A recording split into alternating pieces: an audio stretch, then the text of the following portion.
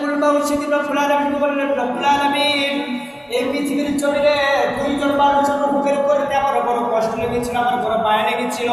কার কার রূহ বের করতে তোমার মায়া লেগেছিল?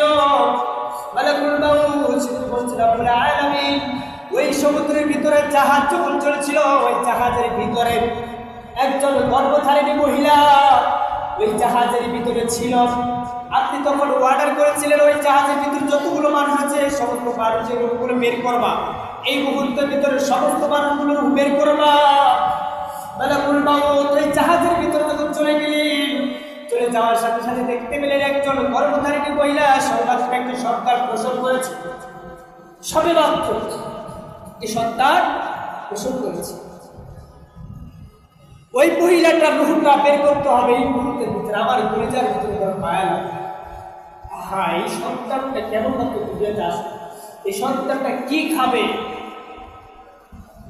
এই সন্তানটা এখন পর্যন্ত মাকে দেখলো না, মায়ের দুধ সে পান করলো না। এই মহিলার রূহটাকে কেমনে প্রবেশ করবে? একটু বালিকের হুকুম যে আমার রূহটা বের করতেই হবে। সঙ্গে সঙ্গে সেই মহিলাটার রূহটা আমি বের করেছিলাম। সেদিন বড় আমার কষ্ট হয়েছে। রব্বুল আলামিন বললেন, ঠিক আছে, একজন মানুষের রূহ বের করতে তোমার কষ্ট হয়েছিল, আরেকজনের রূহ কবজ করতে তোমার কষ্ট হয়েছিল, সেটি কে?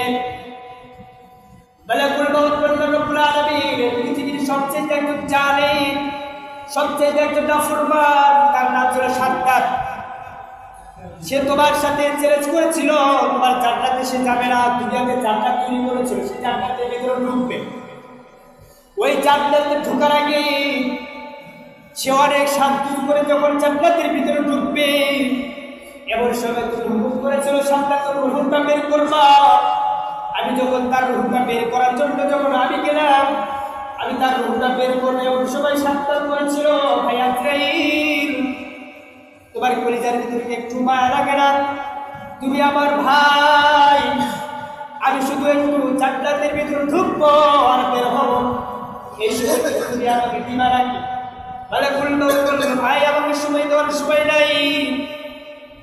রব্বুল আলামিন সাথে সাথে যখন আমাকে বারবার যখন আমাকে ভাই ভাই বলে চিৎকার করেছিল, আমার কলিজার ভিতরে বড় মায়া লেগেছিল, আমার মনটা চেয়েছিল তার রূহটা আমি বের করবো না, তাকে একবার জান্নাতের ভিতরে ঢুকাবো, আমার বের করবো। কিন্তু মালিক তুমি তো হুকুম দিয়েছ তার রূহটা আমি বের করবো, তার রূহটা বের করার সময় আমার একটু কষ্ট লেগেছিল। রব্বুল আলামিন বললেন, আজরাইল তুমি ওই যে সমুদ্রের ভিতরে একটা মহিলার রূহ বের করেছিলা,